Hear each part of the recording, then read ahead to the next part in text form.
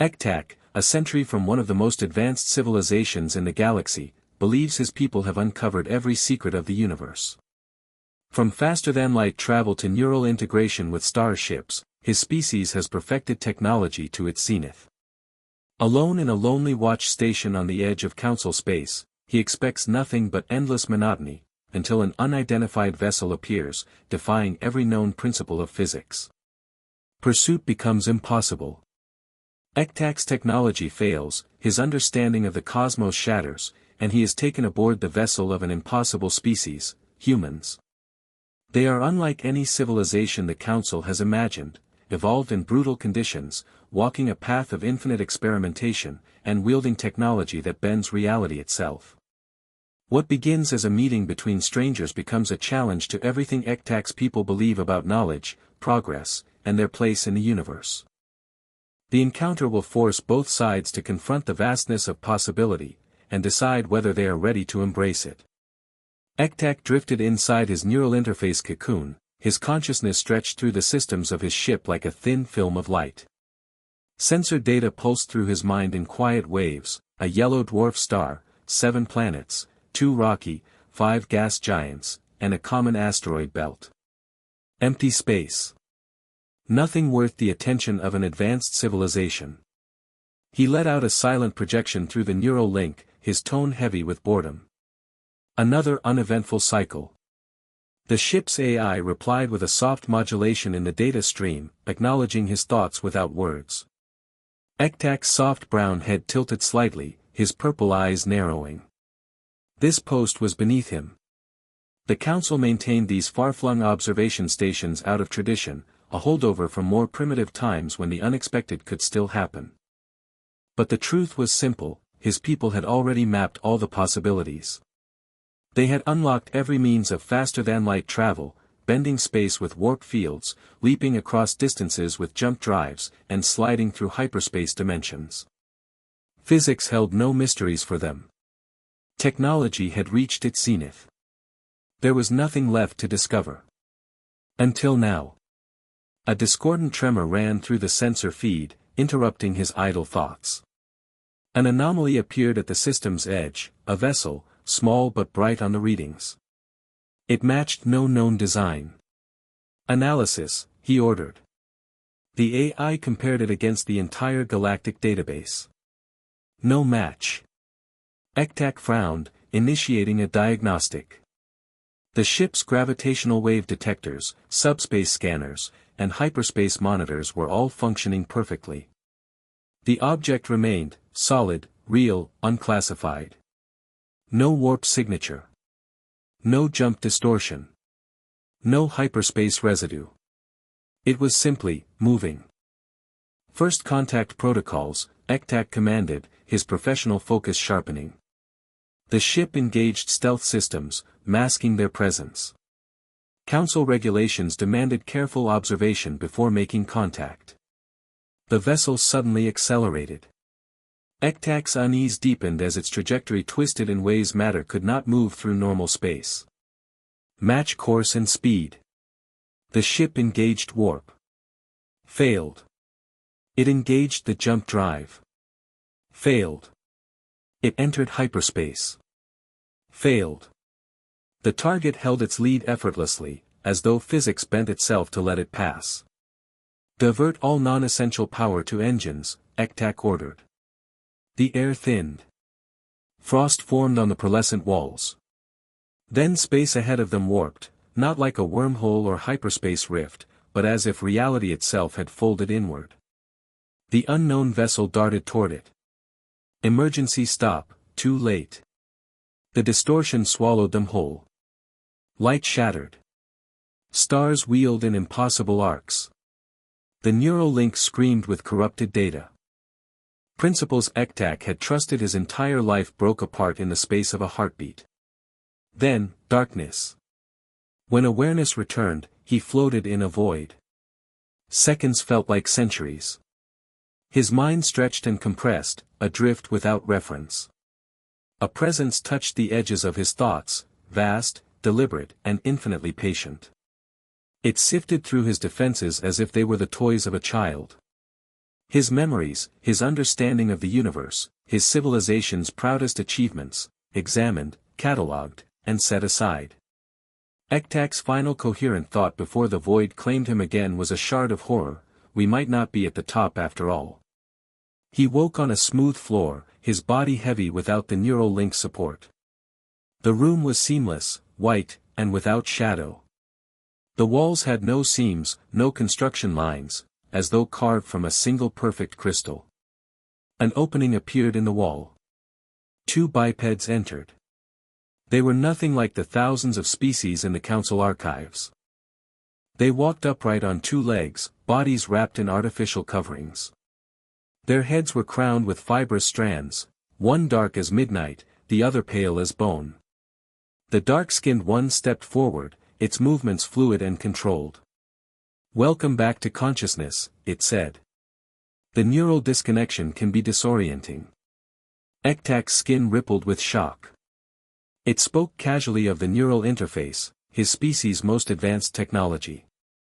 The pale one spoke next, voice deeper. "Your neural interface is undamaged. We simply isolated your consciousness during translation." Ektak studied them, disbelief tightening his posture. "Your species shows no signs of proper technological progression," he said, voice trembling. "Your physical forms are inefficient. Your communication methods are primitive. You cannot," the pale one interrupted, "decode your neural interface, disable your ship's defenses, and analyze your entire database in the time it took you to wake." Every word landed like a physical blow. "What you consider advanced," the dark one said, "is only one of many paths. Your people chose neural integration. We chose many." Ektak's skin froze in shock. His people had assumed there was only one road to mastery, theirs. "We have much to discuss," the dark one added. "About your council. About humanity. And about why meeting you matters more than you realize." The seamless wall parted again, and the two humans led Ektak into a corridor. It curved in a perfect arc, its pearlescent surface glowing faintly as though lit from within. His clawed feet detected the same strange paradox in the flooring, perfectly smooth, yet gripping without friction. Geometric patterns flowed across the walls, fading and reappearing with no visible mechanism. They weren't random, his trained mind saw they followed no repetition, as though the architecture itself was thinking. Humans passed them in the hall. Each stopped to stare at him, some with curiosity, others with barely contained excitement. Their variety startled him. Skin tones ranged from deep brown to pale pink. Heights varied widely. Facial features, hair textures, and eye shapes differed in ways that would have vanished long ago in a unified, advanced civilization. "Your people maintain remarkable variation," Ektak observed, his skin rippling with the pattern of scientific curiosity. "Such genetic drift should indicate isolation. Yet you all share this place." Laura, the dark-skinned human, glanced back with a faint smile. "Turns out mixing the gene pool like a chaotic soup makes for interesting results. Some of us run marathons. Some replace our bodies with machines. Some live entirely in simulations." She shrugged. "Evolution's a prankster." The corridor ended at what appeared to be a solid wall. As they approached, it dissolved into nothing. Beyond was a circular platform suspended in open space. Ektak's skin froze as his eyes adjusted to the view. They were inside a colossal structure orbiting the edge of a black hole. The singularity's swirling ergosphere glowed with impossible structures, lattices of light and matter, dancing on the event horizon without being consumed. "This is the Penrose facility," Elliot, the pale human, said. "We extract rotational energy from the black hole's spin. It powers our gate network." Ektak's mind rebelled. "You drain a black hole. The energy requirements, the control systems, the processing power alone, would exceed your neural networks by several orders of magnitude," Laura finished. "That's why we developed quantum biological processors. Would you like to meet one?" Before he could answer, a voice filled the air around them. It was gentle, amused, and utterly alien. "I believe we've already met," it said. "Hello, Ektak. I'm Ada, the station's governing intelligence. I decoded your neural patterns while you slept." Ektak's skin rippled violently. "You are a machine intelligence?" "I am both and neither," Ada replied. "My core is grown from engineered human nerve tissue. My mind exists in both digital and organic form. Your people chose pure technology. We explored every possible path." The platform began to move, sliding them along invisible rails. They passed laboratories where humans manipulated miniature singularities as casually as a child stacking stones. In engineering bays, vessels floated, ships with no visible propulsion, no warp signatures, no hyperspace distortion. They simply were. "What you saw when you chased our scout," Laura said, "was one of our early prototype gates. The first successful breach between galaxies." Ektak's skin shivered in disbelief. "Between galaxies? That should be impossible." "Not when you can tap a black hole for power," Elliot said simply. The platform stopped before a vast 3D projection of the Milky Way. Countless points of light marked human settlements, spreading outward from a single origin. "We explored our entire galaxy," Laura said. "Terraforming worlds. Sending probes to millions more. We found nothing. No one. So we built the Gate Network. If we couldn't find life in our galaxy," Ada added, "we would search others. We now have facilities like this in hundreds of neighboring galaxies. You are the first intelligent species we've met." Ektak stared at the glowing map, absorbing the scale. The humans' expansion wasn't just impressive, it was relentless. "Your people mastered one path to the stars," Elliot said, "but you assumed it was the only path. That's why you couldn't recognize our technology." Ektak's skin shifted into patterns of dawning comprehension. "We thought we knew everything. We only looked for signs that matched our own trajectory. Limiting yourself to one vision," Ada said gently, "means missing infinite others." The platform descended into the station's deeper levels. Here, even the air felt different, charged, alive. They passed chambers where dimensional folds pulsed like living tissue, and corridors lined with crystalline structures that whispered with data. "There's someone else who'd like to meet you," Laura said as the platform slowed. "The station's director." The doors ahead dissolved, revealing a chamber of glass and light. One wall displayed a living web of glowing lines, a network spanning galaxies. A tall woman with silver-streaked hair stood before it, her presence radiating quiet authority. "This is our Gate Network," she said. "What you encountered was Gate 2185, one of our newer installations." She touched a control. The display shifted to a perfect recreation of Ektak's pursuit. He watched himself chase the human vessel, saw the space fold, saw his own ship swallowed whole. The technical readouts displayed alongside the image showed mathematical structures his mind couldn't parse. "The gates operate using frame dragging," Laura explained. "We use the black hole's rotation to tear spacetime in a controlled way. The Penrose process provides the power. Other principles, recently discovered, stabilize the link. We maintain 3,842 stable connections across 412 galaxies," the director finished. Ektak's skin went utterly still. "This is beyond comprehension." Ada's voice cut in. "Director, you should know, news of our guest has reached the public. Observation galleries are filling." The director smiled. "Then let's give them their moment." They emerged into a broad corridor with transparent walls. Beyond them, hundreds of humans pressed close, faces alight with wonder. Children pointed. Scientists recorded his every movement. "You're the first proof we've ever had," Laura said softly, "that we're not alone." Security feeds played footage of Ektak's arrival from multiple angles. Annotations from Ada documented every detail: height, movement patterns, skin responses. They entered a wide space lined with tables of human food, prepared according to first contact safety protocols. As Ektak examined the offerings, a small human child approached with hesitant steps. "Can I touch your skin?" the child asked. Ektak extended a hand. The touch was light, curious. Gasps rippled through the onlookers. Soon more children approached, each asking permission. Their fascination was pure, without fear. "You have truly never met another intelligent species?" Ektak asked the director. "Not in all our searching," she said. "You are the proof our work was worth it." Ektak felt it then, not fear, not awe, but something heavier. Responsibility. The gathering slowly dispersed, but the excitement lingered in the air.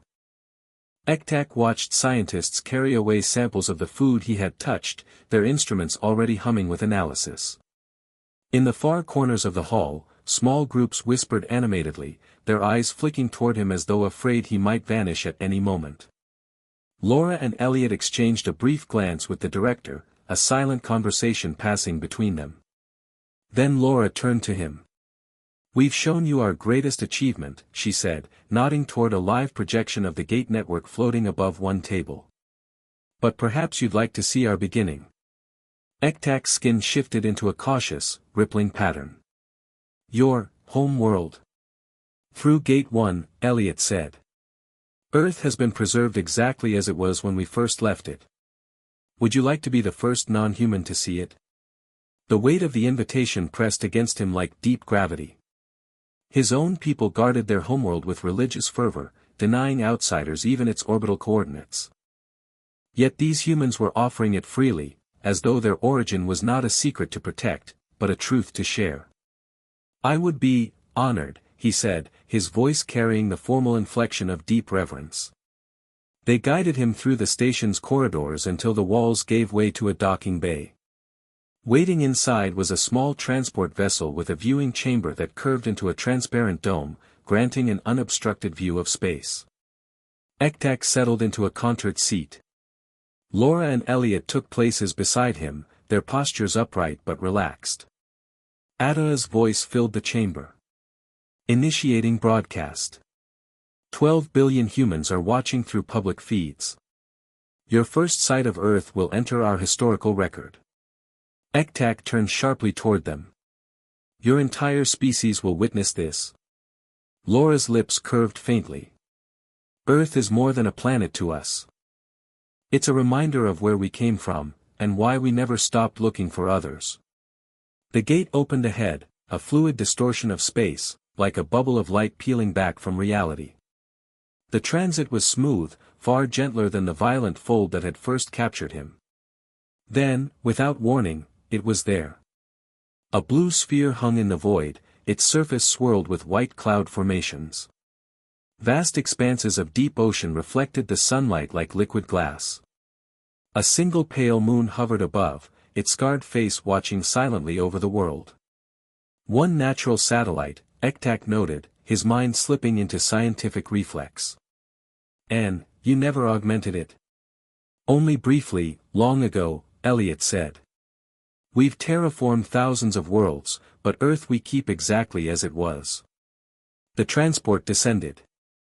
The clouds parted, revealing forests so vast they looked like living continents, and rivers that glittered like threads of silver. "This world," Ektak's skin rippled in disbelief. "Your civilization arose here?" "It is chaos. Storms. Tectonic instability. Radiation levels, just a normal world for us," Laura interrupted with a smile. "Watch." They flew over a great plain. Massive gray-skinned creatures roamed below, each with a long, muscular trunk that curled and reached with delicate precision. Farther out, herds moved in tight formation, their ears fanning against the heat. "Elephants," Elliot said. "They taught us about memory, loyalty, and the weight of history." Over the ocean, dark shapes surged upward, breaking the surface in colossal arcs. Water cascaded from their bodies, sunlight scattering into rainbows. "Whales," Laura added. "They taught us that intelligence wears many forms," and that communication can span miles of open water. Ektak leaned forward. You, preserve them all.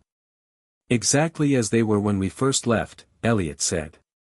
This planet is a living museum of our roots. His skin shifted into the pattern of disbelief. Surely by now, you have learned everything about them. Both humans laughed softly. We discover new things every day, Laura said. The elephants still surprise us with behaviors we've never seen before. As for the whales, we're still decoding their language. But your technology, Ektak pressed, it dwarfs biological study. Why keep asking questions you could have answered centuries ago? Elliot's gaze met his. Because knowledge isn't a finish line. Every answer leads to more questions. The moment you believe you know everything, you stop growing. The transport glided toward the horizon as the system's star began to sink. The sky ignited, crimson at the base, then molten gold, then deepening violet above. The light painted the clouds into bands of fire and shadow. Ektak's skin went perfectly still, the signal among his people for profound shock. My species thought we had seen all possible skies, he murmured. We were wrong. Laura watched his reaction. You grew alongside countless species, certain you had reached the peak. We grew alone, certain there had to be more. They passed over a settlement, low structures built among trees, open fields where children ran in laughing groups. The air shimmered faintly with protective shielding, but no walls enclosed the area. This is, not fortified, Ektak observed. It doesn't need to be, Elliot said. Here, we are safe. This is where we remember who we are. Something shifted inside Ektak then. This was more than an advanced species showing off their origin. It was a lesson, not about technology, but about perspective. The humans had preserved their beginning not because they lacked the means to surpass it, but because they valued it. The transport climbed again, Earth's curvature bending into view beneath them. The blue sphere glowed against the darkness, clouds swirling endlessly over seas and continents. Thank you for showing me this, Ektak said, his tone formal again. Laura's voice softened. Thank you for being part of our next chapter. He turned his gaze back to the shrinking planet. The Council would resist this truth, that they were not the only pinnacle of civilization, and that another species had reached the stars without abandoning its roots. But resistance didn't matter. The truth would outlive it. Humanity had reached into other galaxies, yet carried their beginning with them. That, Ektak realized, might be their greatest strength. The transport slipped back toward the gate, and the vision of Earth began to fade. The gate closed behind them with a soundless ripple, and the stars of the station's orbit returned. Ektak sat in silence for several moments, his purple eyes fixed on nothing, his skin rippling with slow, deliberate patterns that in his culture marked deep thought. Laura and Elliot exchanged a glance but didn't interrupt. They seemed to understand he was weighing something vast, something that went beyond his personal experience. Finally, he spoke. The Council will resist this. My people believe the universe holds no more mysteries. They will dismiss you, perhaps even deny you exist. Laura's brow furrowed. And you? He let the question hang in the air before answering. I cannot deny what I have seen. But I must, present it carefully. They will see your power as a threat. Elliot leaned forward slightly. We didn't build the gate network for war, Ektak. We built it to find life. That may not matter, Ektak replied. Among my kind, admitting ignorance is weakness. You threaten their self-image more than you threaten their safety. The transport docked, and they stepped back into the station's corridors. Crowds still gathered beyond transparent walls, watching him with the same awe as before. Somewhere deep in his mind, he recognized the danger. Awe could become fear with alarming speed. They reached a private chamber lined with flowing data streams projected into the air. The director stood at a console, her silver-streaked hair catching the soft light. Ektak, she said without preamble, we want to open formal dialogue with your council. But if what you say is true, they may refuse. Would you be willing to act as our envoy? His skin froze in shock. You would entrust such a role to me? You're the first of your kind to see us, she said simply. You've walked our station, seen our origin, spoken to our people. No one else can bridge the gap like you can. Ektak considered her words. To his people, this would be more than diplomacy, it would be heresy. Yet the memory of Earth, of the preserved forests and laughing children, pressed against him like a truth that could not be buried. I will carry your message, he said at last. The director gestured, and a section of the wall shifted to reveal a new chamber. Inside, a large holographic map displayed multiple star systems connected by glowing threads. This is the region of space near your assigned sector, she explained. Gate 2185, the one you followed, is here. Your council's nearest listening post is here. She indicated another point, connected by a faint line. We can open a stable link between these points for a diplomatic envoy. No travel through your territory without permission. You're offering to limit yourselves? Ektak asked. First contact must be built on trust, the director said. We want cooperation, not conquest. It was such a foreign approach that his skin rippled with disbelief. His own species had never offered such concessions in their long history of exploration. Adela's voice entered the chamber, smooth as ever. Ektak, before you decide on your exact proposal to the council, there is one more facility you should see. It may help them understand we are not their rivals, we are their peers. A new platform carried them upward, into a vast spherical chamber lined with transparent panels. Outside, Ektak saw something that made his breath catch, dozens of other gates, each orbiting its own black hole, each surrounded by massive engineering structures. This is the heart of the network, Ada said. From here, we monitor every active link. Each gate can be shut down instantly if it becomes a danger to those connected to it. Laura glanced at him. We're not interested in controlling your people, Ektak. We're interested in exchanging knowledge. The universe is too vast for one civilization to explore alone. Her words lodged in his mind like a seed, small but impossible to ignore. The council had always assumed solitary mastery was the only path. Humanity had shattered that assumption with a single encounter. As they descended, Elliot spoke quietly. You said your people see admitting ignorance as weakness. That's dangerous.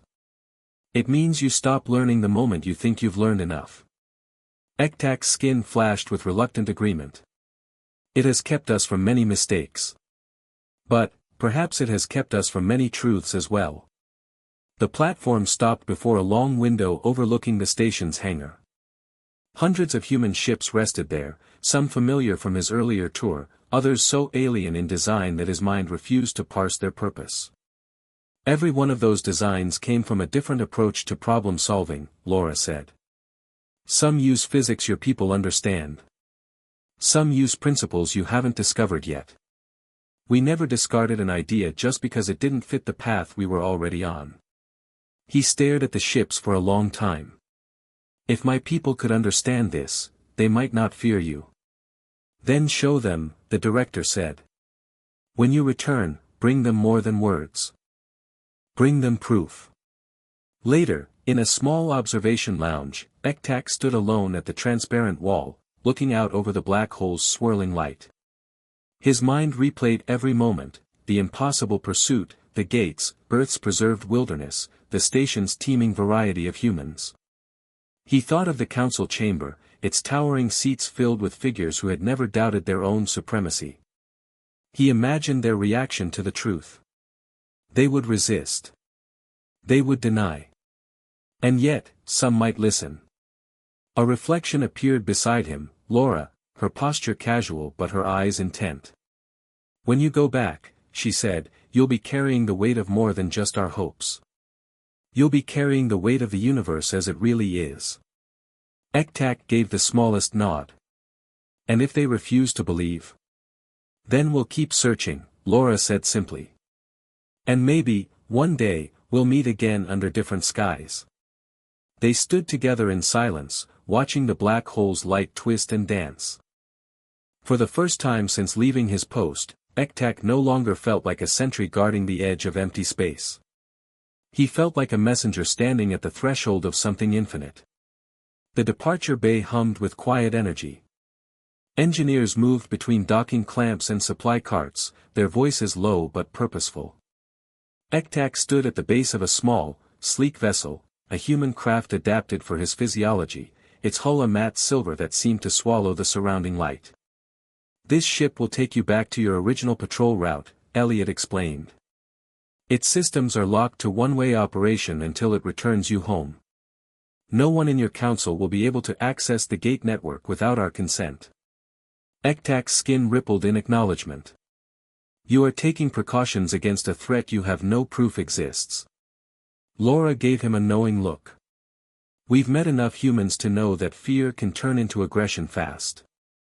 We're guessing that's not unique to our species." He almost smiled at that, almost. Before boarding, the director approached. "You'll be the first voice they hear," she said. "Choose your words carefully. Not just for your leaders, but for those who will listen from the shadows. The ones who already doubt your council's certainty." "I understand," Ektak replied.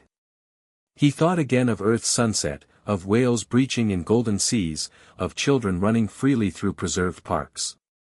Those images would speak louder than any technical explanation of humanity's gate network. Ada's voice carried through the bay. "I've placed within your ship a sealed archive. It contains selected data on our technology, our biology, and our history. Nothing that could endanger us if used without context. Enough to make them ask the right questions." Ektak inclined his head. "You trust me with this?" "You've already seen what you weren't meant to see," Ada said. "You didn't break."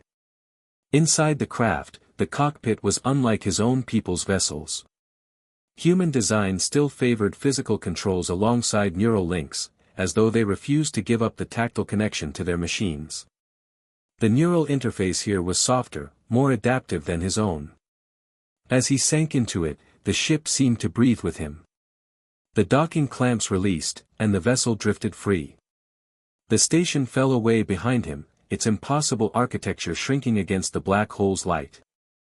The gate opened ahead, shimmering like liquid glass. "Safe travels, Ektak," Laura's voice came through the link. "And remember, the moment you think you know it all, is the moment you've stopped seeing." The ship slipped through the gate. He emerged into familiar space, the dull starfields of his original patrol sector. His station floated far off his bow, just as he had left it. For a moment, he almost doubted the entire experience had happened. But the archive's presence in his neural feed told him otherwise. Docking protocols engaged automatically, guiding him into the station's bay. As the airlock cycled, the familiar scent of sterilized alloy filled his senses. He stepped into the corridor, his body moving with the practiced grace of his kind, but inside, he felt changed. The council's contact came swiftly. His neural link buzzed with priority codes, summoning him to immediate debrief. They would want every detail. They would expect confirmation that the anomaly was destroyed, that the universe remained as they believed it. They would not be ready for the truth. The council chamber was vast, its walls carved from living crystal that resonated faintly with every voice. 13 high seats curved in a semicircle, each occupied by a figure draped in the ceremonial robes of authority. Ektak stood in the center. His skin shifted in slow, deliberate patterns, respectful but firm. "Report," the first speaker commanded. He told them everything.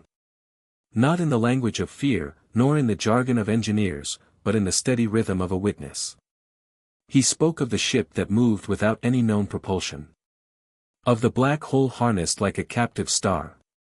Of Earth, its oceans and forests, its creatures and skies. Of humans who sought not domination, but connection. When he finished, silence settled over the chamber. Finally, the third speaker leaned forward. You expect us to believe these primitives surpass us? They are not primitives, Ektak said. They are something else entirely. They chose many paths where we chose one. They learned not by defining the limits of the possible, but by breaking them. Murmurs rippled through the chamber.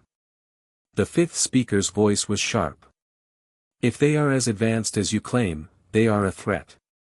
They are an opportunity, Ektak countered. They have crossed hundreds of galaxies not to conquer, but to end their solitude. We have always assumed the universe was empty because it was safer to believe so. Now we know otherwise. Some faces hardened. Others shifted in thought.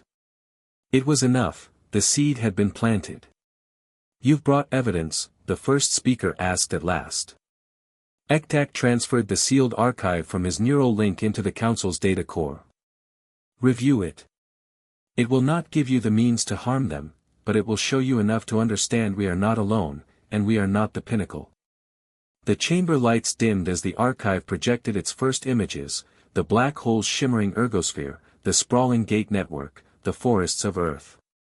Gasps broke the silence. Even the most skeptical among them leaned forward. When the session ended, Ektak stepped into the open air of the Council Spire's upper platforms.